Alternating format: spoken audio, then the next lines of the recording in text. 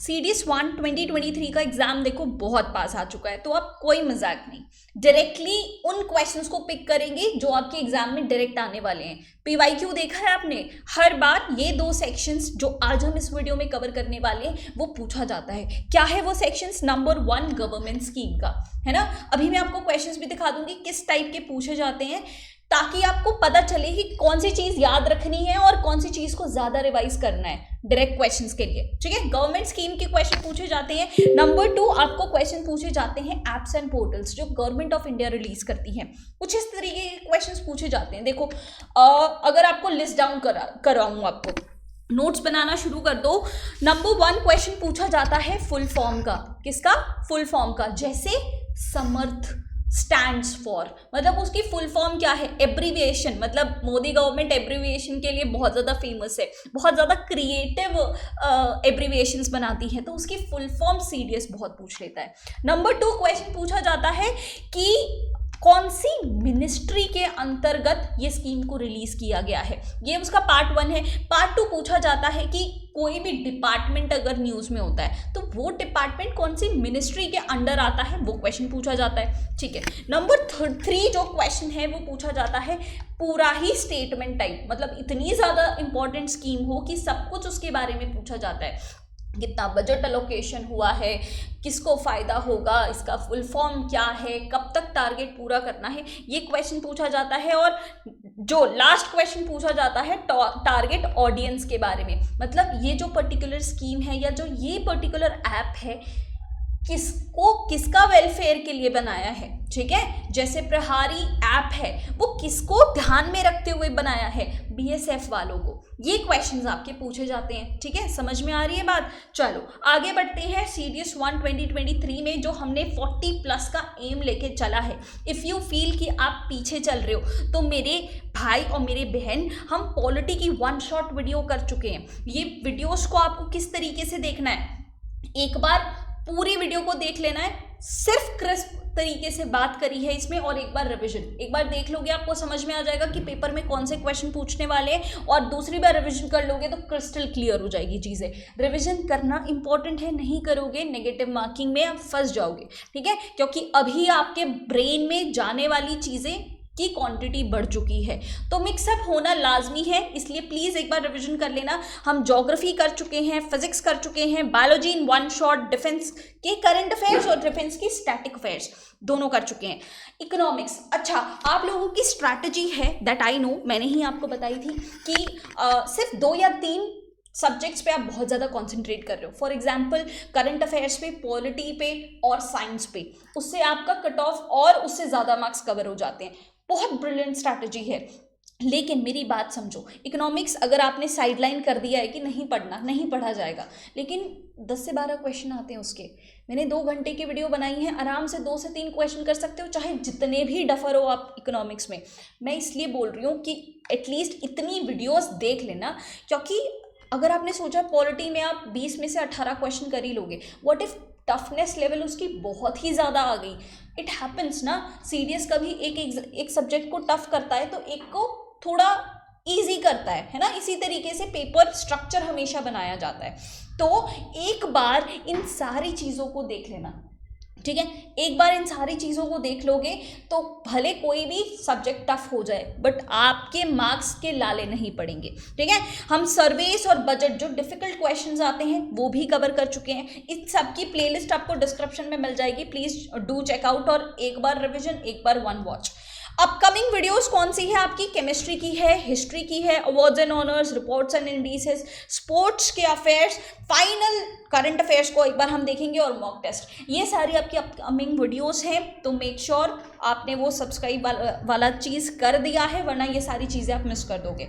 PDF आपको इन सब की टेलीग्राम पे भी मिल जाएगी, और अगर टेलीग्राम पे मिस आउट हो चुकी है तो फ्री नोट्स वाले सेक्शन में भी मिल जाएगी डिफेंस मीनिया 2.0 ऐप पे। मॉक टेस्ट देना मत भूलना, क्योंकि आप जितनी गलतियां करते हो वो आपको मॉक टेस्ट में समझ आ जाएगा कि आप टाइम मैनेजमेंट में खराब हो, इमोशन मैनेजमेंट में बकवास हो। मॉक टेस्ट दे देना, समझ आ जाएगा कहाँ मार खाओगे, इसलिए ओरिजिनल एग्जाम में मार ना खा जाओ। ठीक है, चलो आगे बढ़ते हैं। ये कुछ क्वेश्चंस हैं जिसका आंसर मैं आपको एंड ऑफ द वीडियो में दूंगी। अगर आपको ऑलरेडी पता है तो आप इसको कमेंट में लिख सकते हो, ठीक है। सुप्रीम इंपॉर्टेंट क्वेश्चंस हैं, इसको हम एंड ऑफ द वीडियो में डिस्कस करेंगे। अभी हम टेबल वाइज डिस्कशन करते हैं, है ना। इससे इजी नोट्स आपको और कहीं नहीं मिलेंगे। जैसे देखो पीएम किसान, पीएम क्या है? प्रधानमंत्री। अभी मैंने आपको एलोंगेट करके बता दिया है, देखो हर जो भी स्कीम का एब्रिविएशन है दिया हुआ है उसका फुल फॉर्म मैंने नीचे लिखा हुआ है, ठीक है। पीएम जहां पे भी है, प्रधानमंत्री समझ लेना। किसान का फुल फॉर्म क्या है? किसान सम्मान निधि, ठीक है। नाम से समझ में आ रहा है, ministry of agriculture and farmer welfare ने ये स्कीम को रिलीज किया है। क्या करेगी गवर्नमेंट इसमें? 6,000 रुपए हर साल फार्मर्स को देगी, वो भी 3 इंस्टॉलमेंट्स में, मतलब 2,000 करके पूरे 6,000 रुपए देगी वो एक किसान को, ठीक है, ताकि उसको सपोर्ट कर सके, उसकी फार्मिंग को बूस्ट कर सके। दिस इज योर प्रधानमंत्री किसान Samman Nidhi. Okay, next is आपका पीएम कुसुम। पीएम कुसुम मतलब प्रधानमंत्री किसान ऊर्जा सुरक्षा एवं उत्थान महाअभियान। इसका मतलब क्या है? Ministry of new and renewable energy ने इसको रिलीज किया है। इसके अंतर्गत government wants to install 30,000 kilo megawatt solar power capacity by 2026। ये न्यूज़ में अभी इसलिए था क्योंकि इसका टारगेट था कि हमें 2022 तक ये प्रोजेक्ट कंप्लीट करना है। जैसे हम प्लान्स बनाते हैं और हमारा डिले हो जाता है, उसी तरीके से गवर्नमेंट के साथ भी कुछ गड़बड़ हो गई, 2022 तक ये टारगेट पूरा नहीं हो पाया। तो अब न्यू टारगेट सेट किया है 2026 का, ठीक है। स्टेटमेंट टाइप ऑफ क्वेश्चन का ये खास बात है कि इतनी छोटी छोटी इन्फॉर्मेशन है ना, स्टेटमेंट टाइप में पूछी होती है जो हमें नहीं पता और हम मिस आउट कर जाते हैं और पूरा क्वेश्चन गलत हो जाता है हमारा।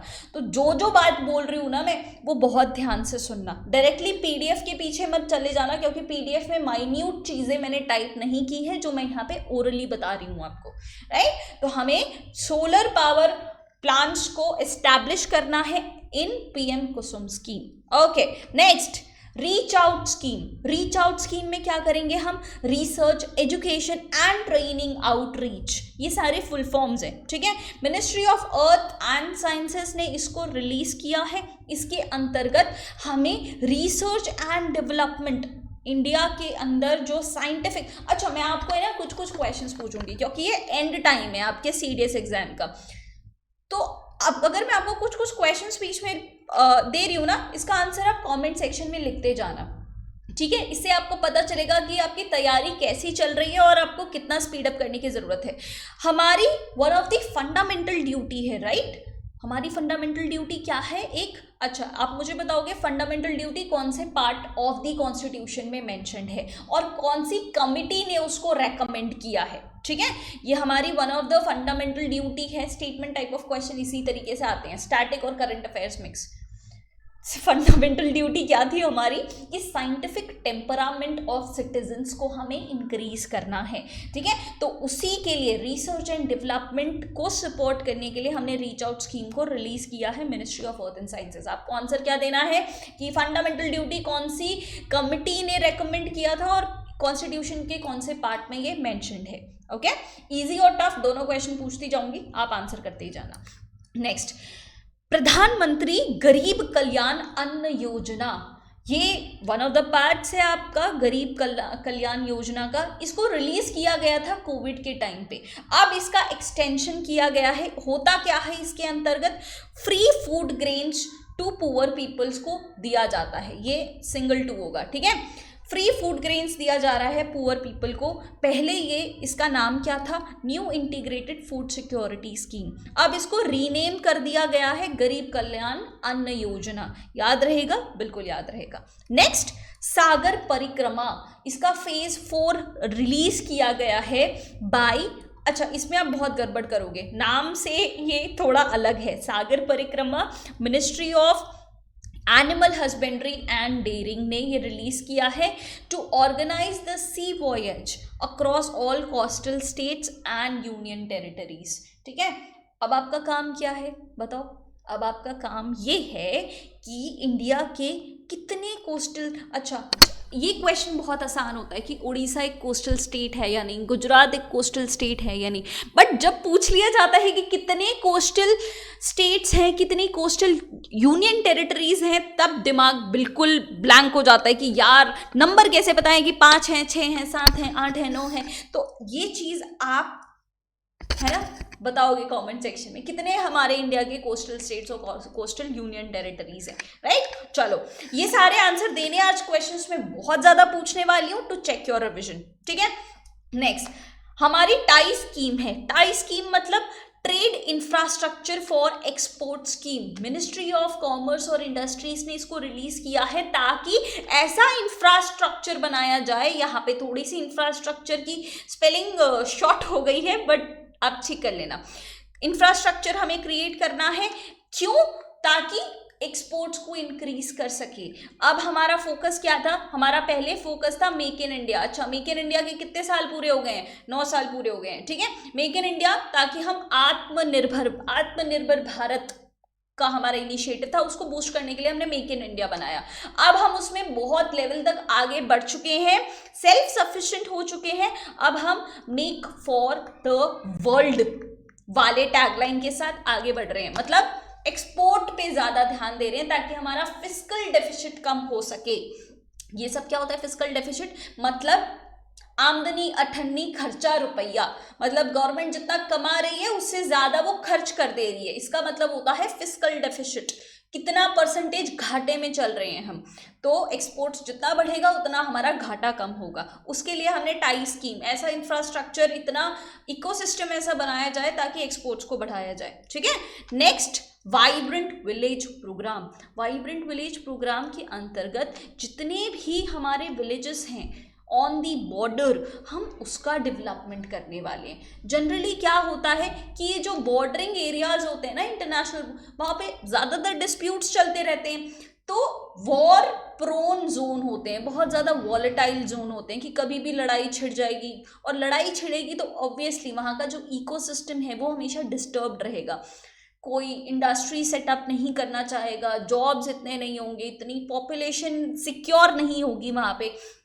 तो इस प्रॉब्लम को सॉर्ट आउट करने के लिए हमने सोचा है कि नहीं, बस बहुत हो गया, अब हम बॉर्डर विलेजेस को भी डेवलप करेंगे under vibrant village programme. Okay, next PM Vikas. देखो विकास के है ना 2 मतलब है यहाँ पे, एक अभी बता रही हूँ, एक बाद में बता रही हूँ, तो दोनों को ध्यान रखना, कंफ्यूज मत होना, ऑप्शन के हिसाब से आपको सही करना पड़ेगा। एक है हमारा पीएम विकास, प्रधानमंत्री विरासत का संवर्धन, ये मिनिस्ट्री ऑफ माइनॉरिटी अफेयर्स ने रिलीज किया है। इसके अंतर्गत we wanted to improve livelihood of minorities and artisans, ठीक है। जो भी माइनॉरिटीज हैं, जो भी आर्टिसंस हैं, उनकी लाइवलीहुड को इम्प्रूव करने के लिए हमने पीएम विकास स्कीम को रिलीज किया है। पहले इसका नाम था प्रधानमंत्री कौशल को काम कार्यक्रम, ठीक है। ये इंपॉर्टेंट है, ये रीनेमिंग हुआ है, इसीलिए ये न्यूज में है और इसीलिए पूछा जाएगा, राइट। चलो बढ़िया। Next rehab project. Rehab project क्या है? नाम पे मत जाना, मार खा जाओगे। इसका फुल फॉर्म है reducing elephant human attacks using honey bee. मतलब बहुत सारे ऐसे केसेस हो रहे थे कि एलिफेंट और जो ह्यूमन की पॉपुलेशन है, दे आर गेटिंग कोलाइडेड, इसलिए बहुत ज़्यादा एक्सीडेंट्स हो रहे थे। तो हम हनी बी के यूज से इस एक्सीडेंट को प्रिवेंट कर रहे थे, हनी बी के यूज से, ठीक है। ये सबसे पहले लॉन्च कहाँ किया गया? Nagarhole national park. ये स्टेटमेंट टाइप ऑफ क्वेश्चन का एक स्टेटमेंट हो सकता है। नागरहोल नेशनल पार्क कहाँ पे है? It is in Karnataka, right. Okay, Daksh scheme, Daksh portal भी है, ये आरबीआई ने रिलीज किया है, reserve bank of India. Economics की वीडियो याद आ रही है? रिजर्व बैंक ऑफ इंडिया मतलब सारे बैंक्स का बाप, सेंट्रल बैंक जिसको आप कह सकते हो। आरबीआई ने रिलीज किया है। ये एक सुपरवाइजरी मॉनिटरी सिस्टम, मतलब फटकार लगाने के लिए कि सारे बैंक्स ठीक से काम कर रहे हैं, सारे रूल्स एंड रेगुलेशंस को फॉलो किया जा रहा है, तो उसको डिजिटलाइज फॉर्म में होगा तो it is very easy to track. कभी भी कोई ऑफलाइन ऑनलाइन जा रहा है तो you can get to know. तो आरबीआई ने दक्ष पोर्टल को रिलीज किया है। नेक्स्ट, प्रधानमंत्री भारतीय जन उर्वरक परियोजना मतलब वन नेशन वन फर्टिलाइजर, मतलब जितने भी सब्सिडी वाले फर्टिलाइजर्स फार्मर्स को दिए जा रहे हैं अब वो एक नाम से मार्केट किए जाएंगे, भारत। मतलब कोई भी फर्टिलाइजर होगा वो भारत नाम से उसकी मार्केटिंग की जाएगी। और India is the first country in the world to start the commercial production of nano urea. Nano urea का प्रोडक्शन करने वाला इंडिया पहला कंट्री है इन दी वर्ल्ड। तो ये एक इंडिविजुअल क्वेश्चन भी हो सकता है, याद रखना, वन नेशन वन फर्टिलाइजर बहुत इंपॉर्टेंट है, ठीक है। अच्छा, इस वीडियो में इस टाइम के 2023 के बजट की स्कीम्स है ना वो बहुत इंपॉर्टेंट है, तो उसको स्पेशल फोकस के साथ देखना, ठीक है। अभी हम देखेंगे, ओके। उससे पहले देखते हैं पीएम डिवाइन। देखो नॉर्थ ईस्ट के क्वेश्चन ना बहुत इंपॉर्टेंट है, चाहे वो फेस्टिवल से रिलेटेड हो, चाहे वो नेशनल पार्क या बायोस्फीयर रिजर्व से रिलेटेड हो, या कोई भी क्वेश्चन हो, अगर नॉर्थ ईस्ट न्यूज में है तो उसका क्वेश्चन पक्का आएगा। Divine is development initiative for north east region. ये डोनर, मिनिस्ट्री ऑफ डोनर मतलब development of north east region. तो अगर डायरेक्टली ऐसे नहीं लिखा है और ऐसे लिखा है तो कंफ्यूज मत होना, ये development of north east region की मिनिस्ट्री है, अलग मिनिस्ट्री बना दी है नॉर्थ ईस्ट को डेवलप करने के लिए।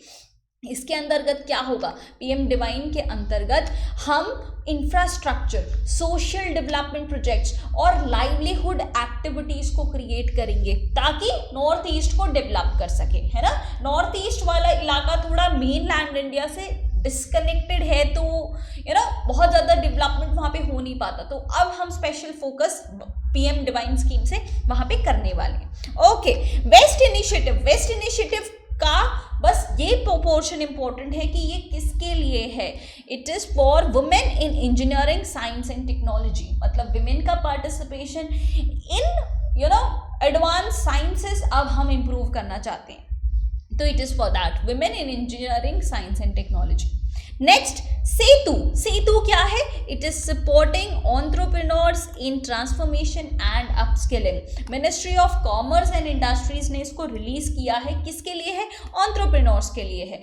मतलब ये चाहते हैं कि इंडियन स्टार्टअप्स को यूएस इन्वेस्टर्स फंड करें, है ना। हमारे लिए मतलब इंडियन स्टार्टअप्स के लिए सबसे बड़ा चैलेंज क्या होता है, पैसा। हमारे पास मतलब आइडिया भी होते हैं, दिमाग भी बहुत अच्छा है, पॉपुलेशन भी अच्छी खासी है, बट कहाँ अटक जाते हैं जब कोई पैसों का सपोर्ट नहीं करता। तो सेतु एक ब्रिज का काम करेगा कि यूएस की टेक्नोलॉजी, पैसा वगैरह अगर इंडियन स्टार्टअप्स पे लगता है तो we can do actually well in the startup ecosystem, है ना, ठीक है। नेक्स्ट, जेनेसिस मतलब gen next support for innovative startups. ये मीटी मिनिस्ट्री के अंतर्गत आता है। इसके अंतर्गत हम क्या चाहते हैं, government will provide 10,000 startups in 5 years, मतलब इनको 10,000 स्टार्टअप्स को नर्चर करना है, इनोवेटिव स्टार्टअप्स को इनको फंड करना है इन नेक्स्ट 5 years। मतलब गवर्नमेंट का भी फोकस है कि एक्चुअली एमएसएमई पे फोकस किया जाए, है ना।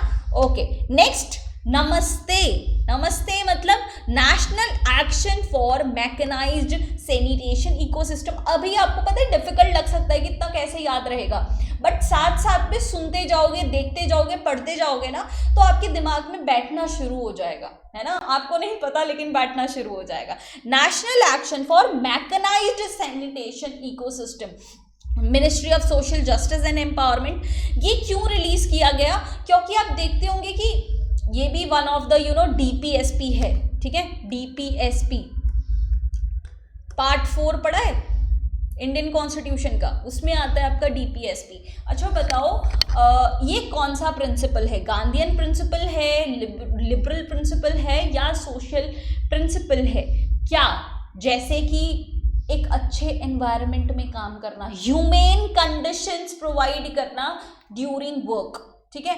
उस डीपीएसपी को ध्यान में रख के ये नमस्ते स्कीम बनाई गई है कि जैसे गटर साफ करने वाले सैनिटेशन वर्कर्स जो भी होते हैं उनके लिए बहुत इनह्यूमेन कंडीशंस क्रिएट हो जाती हैं, तो बेसिकली हमें उनमें उनकी जान तक चली जाती है ना। ऐसी कंडीशंस, इतनी वाहियात अनहाइजेनिक कंडीशंस होती हैं।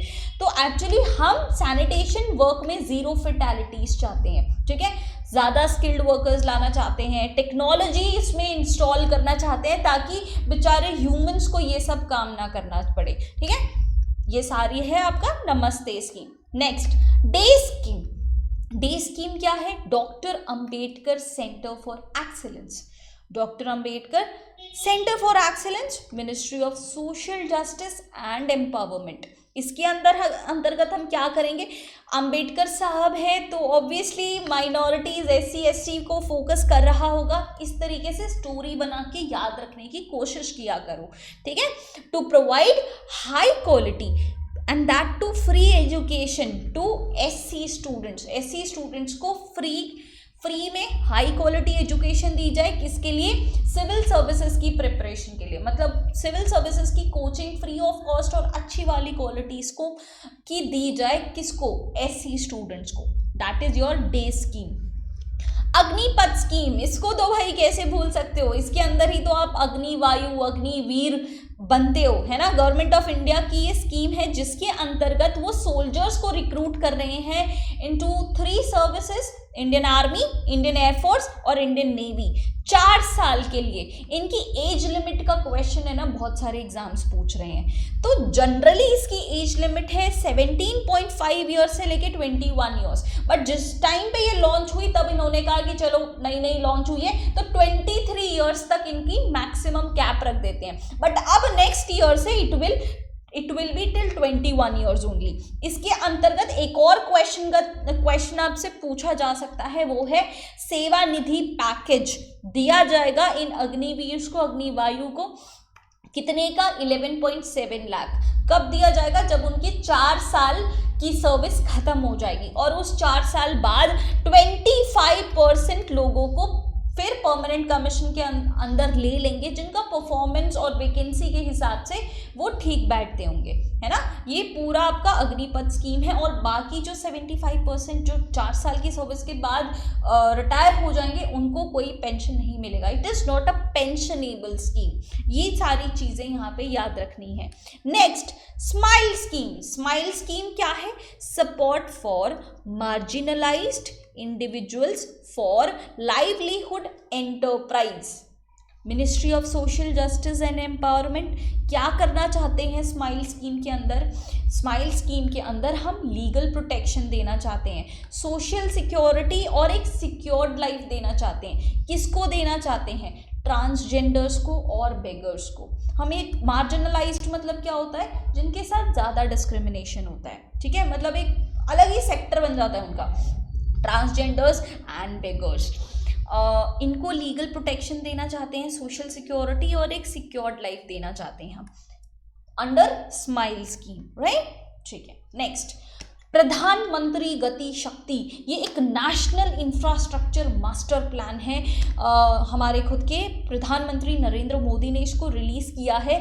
ये इतनी बड़ी स्कीम है ना कि प्रधानमंत्री चाहते हैं कि 16 मिनिस्ट्रीज इसमें एकजुट होके काम करें, है ना। रेलवे मिनिस्ट्री है, रोडवे मिनिस्ट्री है, सब आके मिलके काम करें ताकि इंफ्रास्ट्रक्चर को बूस्ट किया जाए, कनेक्टिविटी बूस्ट की जाए। उससे हमारा ऑल टुगेदर GDP में इंक्रीमेंट देखने को मिलता है। PM गति शक्ति 16 मिनिस्ट्रीज एक साथ आके काम करेगी इंफ्रास्ट्रक्चर प्रोजेक्ट्स पे। बात समझ में आ रही है? Very nice. ये नेशनल इंफ्रास्ट्रक्चर मास्टर प्लान है, ठीक है। Okay. Next new India literacy programme. नाम से समझ में आ रहा है मिनिस्ट्री ऑफ एजुकेशन ने ही इसको रिलीज किया होगा। इसकी खास बात क्या है? पता है, बहुत अच्छी बात यह है कि ये सिर्फ वो एकेडमिक्स पे कंसंट्रेट नहीं करेगा, जो हमारा नॉर्मल बोरिंग एकेडमिक्स है ना, सिर्फ उस पर फोकस नहीं करेगा। उसके अलावा ये financial education, digital education, commercial skills, इन सारे फैक्टर्स को भी इंक्लूड करेगा, इन सारी चीज़ों को भी पढ़ाने की कोशिश करेगा। न्यू इंडिया लिटरेसी प्रोग्राम बहुत इंपॉर्टेंट है। अगर यार ये फुल फ्लेज आ गया ना तो आने वाली जनरेशन बहुत अच्छी होगी। नाइस। अब आएंगी बजट की स्कीम्स। अब स्पेशल फोकस देखना यहाँ पे, ये बजट 2023 में इन स्कीम्स को मेंशन किया गया है, बहुत ज़्यादा इंपॉर्टेंट है। आत्मनिर्भर हॉर्टिकल्चर क्लीन प्रोग्राम। इसके अंतर्गत 2 चीज़ इंपॉर्टेंट है। एक तो एग्रीकल्चर एक्सेलरेटर फंड बनाया गया है ना, बजट अच्छा खासा बजट इसको अलोकेट किया गया है ताकि हम हॉर्टिकल्चर को इम्प्रूव करें, है ना। और बाकी श्री अन्ना नाम एक टर्म को यूज किया गया है in the by the government of India. Shri Anna किसको रेफर करता है? मिलेट्स। मिलेट्स एक बहुत इंपॉर्टेंट अब ग्रेन बन चुका है और 2023 is the year of millets, जिसको वर्ल्ड ने भी एक्सेप्ट किया है। पहले ये इंडिया का ही सिर्फ ईयर था मिलेट्स का, बट अब ये इंटरनेशनल ईयर ऑफ मिलेट्स हो चुका है 2023। तो इसके क्वेश्चन आ सकते हैं। श्री अन्ना किसको रेफर कर रहे हैं? मिलेट्स को रेफर कर रहे हैं, ठीक है। Okay, next scheme is PM Matsya Sampada Yojana. देखो ये department of fishery, ministry of fishery, animal husbandry and dairying और गवर्नमेंट ऑफ इंडिया ने मिलकर इसको लॉन्च किया था। अभी न्यूज में क्यों है? वैसे पिस्टिकल्चर को ये इंप्रूव करना चाहते हैं, मत्स्य मतलब फिश, ठीक है, फिश। अभी न्यूज में क्यों है? क्योंकि इसकी मार्केटिंग को बढ़िया करने की कोशिश कर रहे हैं, है ना।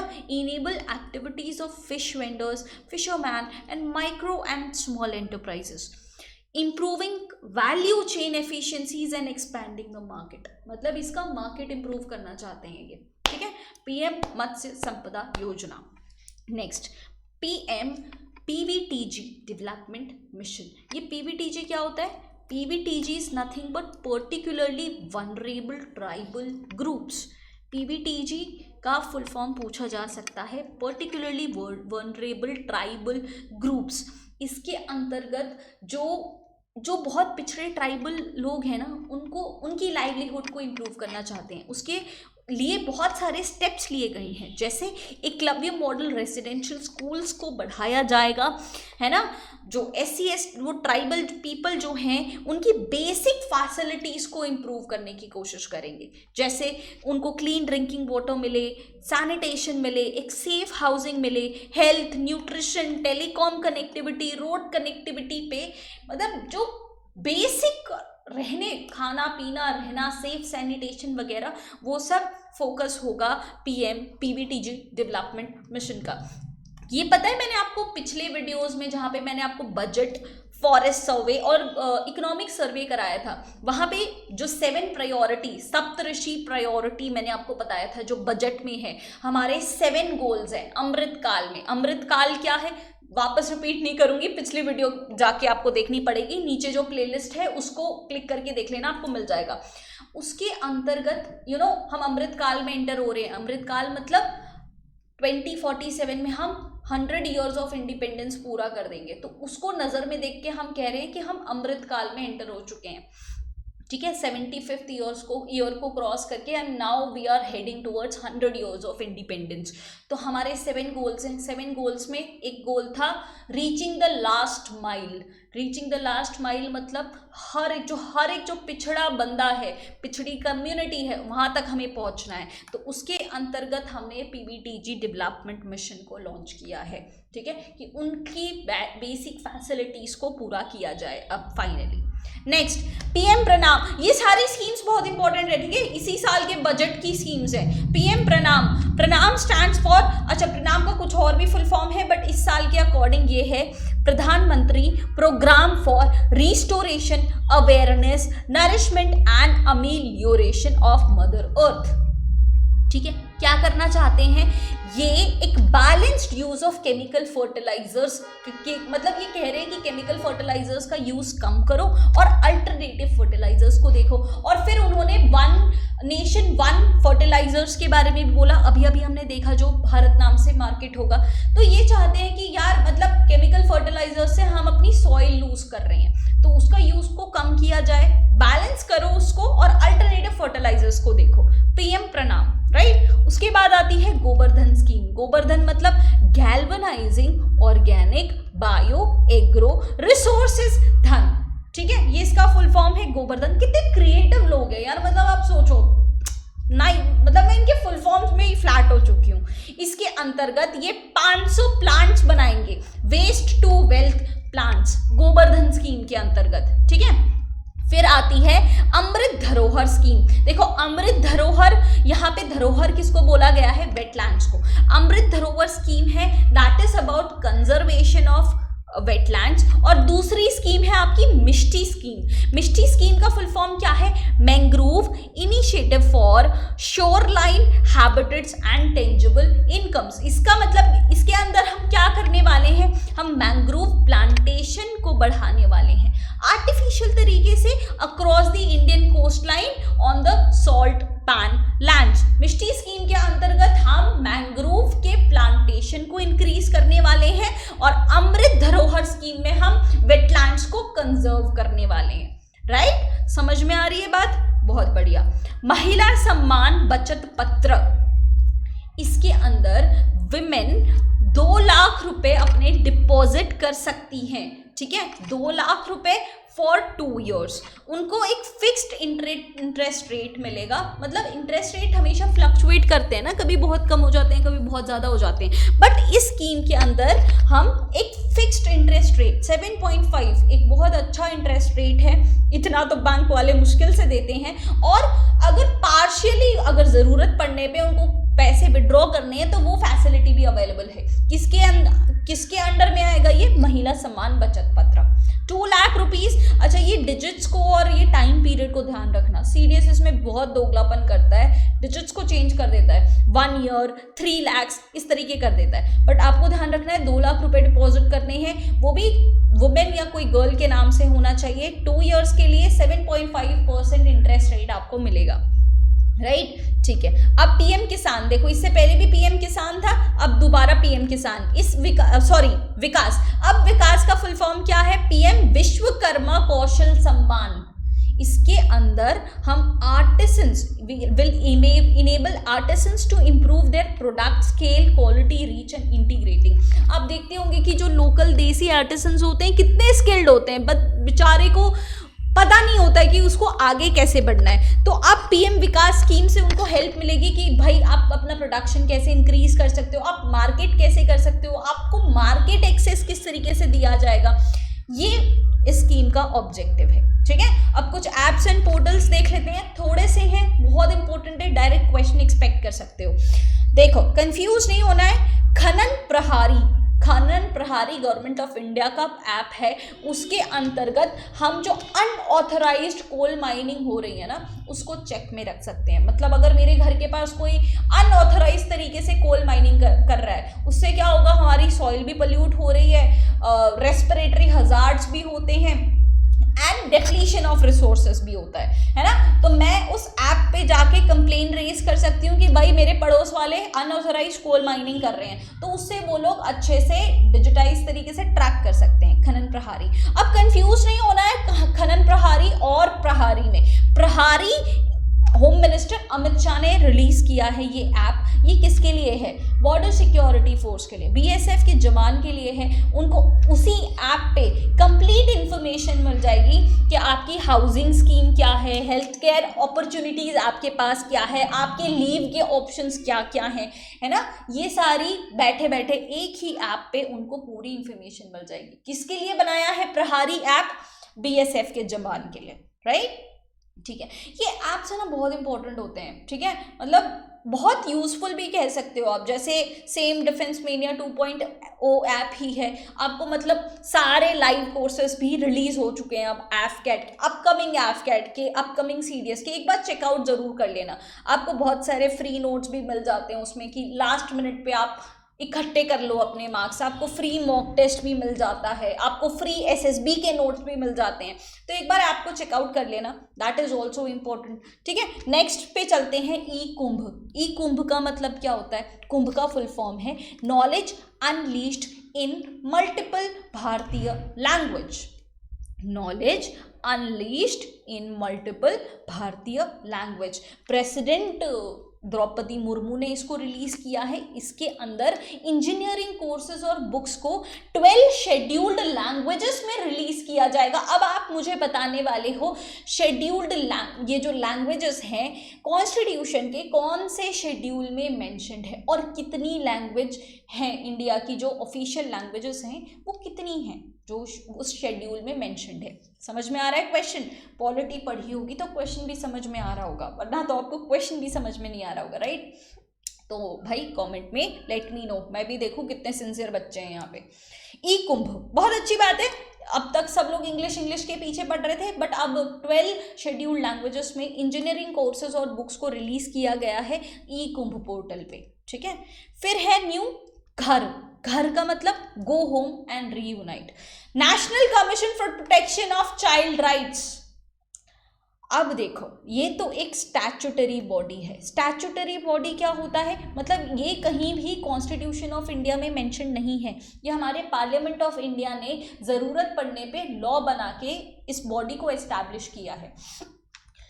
और दूसरी क्या होती है, कॉन्स्टिट्यूशनल बॉडीज। कॉन्स्टिट्यूशनल बॉडीज मतलब जिसका मेंशन आपको कॉन्स्टिट्यूशन में मिलेगा, जैसे NCBC, national commission for backward classes, national commission for scheduled tribe, national commission for scheduled caste, जो आर्टिकल 338 ए बी वगैरह में आता था, ये सारे पॉलिटी में मैंने आपको पढ़ा चुका है, यू रिमेंबर, ठीक है। इसमें क्या है, घर, घर मतलब हम डिजिटली ट्रैक करेंगे कि बच्चों को उनके घर तक पहुंचाए, मतलब अगर उनका रीपैट्रिएशन कर रहे हैं, यहाँ से उनको बांग्लादेश वापस भेजना है, म्यांमार वापस भेजना है, या तो इंडिया के अंदर ही एक स्टेट से दूसरे स्टेट भेजना है, तो उन बच्चों का ट्रैक लिया जाए कि वो अपने बराबर अपने घर पहुंच रहे हैं या नहीं, प्रोटोकॉल के हिसाब से उनको कहाँ रीलोकेट कराना है वो ट्रैक किया जाएगा डिजिटल मीडियम से, घर पोर्टल के अंतर्गत, go home and reunite.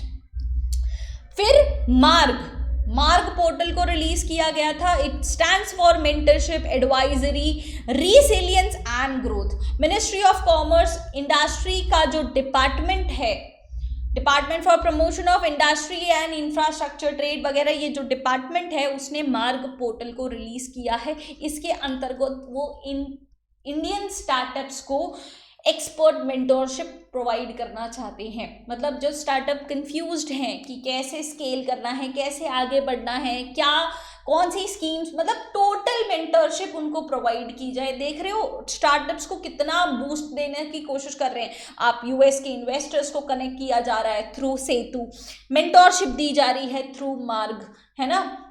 Innovations दिलाए जा रहे हैं कि आप इनोवेशन, मतलब नेक्स्ट 5 साल में 10,000 स्टार्टअप्स को फंड किया जाए।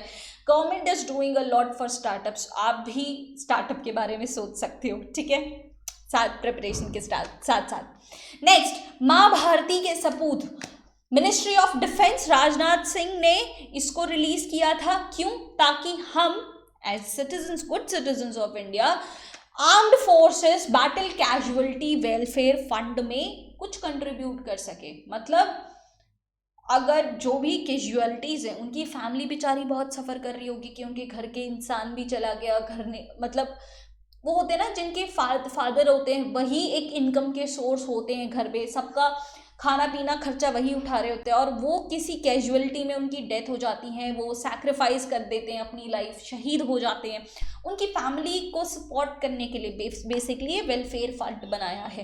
तो एक गुड सिटीजन की तरह हमारी रिस्पॉन्सिबिलिटी होती है यार, मतलब वो जवान, वो अफसर्स हमारे लिए तो इतनी दूर तक सर्व करते हैं अपनी फैमिलीज को छोड़ के, तो इन रिटर्न उनके जाने के बाद हमें भी उनको सपोर्ट करना चाहिए, राइट। तो yes, this welfare fund is माँ भारती के सपूत, हम उसमें कंट्रीब्यूट कर सके, उसका एक जरिया है। Next, Jaldoot ministry of rural development, actually ground water को ट्रैक करने के लिए कि ऊपर जा रहा है नीचे जा रहा है, उसको कैसे इंप्रूव कर सके, दैट इज फॉर दैट। भविष्य, गवर्नमेंट ऑफ इंडिया का ये एक पोर्टल है जिसके अंदर सेंट्रल गवर्नमेंट, सिर्फ और सिर्फ सेंट्रल गवर्नमेंट के जो पेंशनर्स हैं, जो पेंशन लेने के हकदार हैं, उनको ट्रैकिंग सिस्टम मिल जाएगा, उनको सारे प्रॉब्लम्स का सोल्यूशन यहाँ पे मिल जाएगा कि कब उनका पेंशन आएगा, कितना आएगा, 7th पेंशन स्कीम क्या है, कहाँ अटक गया पेंशन, ये सारी सॉल्यूशंस उनको भविष्य पोर्टल पे मिल जाएगा, right. This is for your pension, central government pension scheme.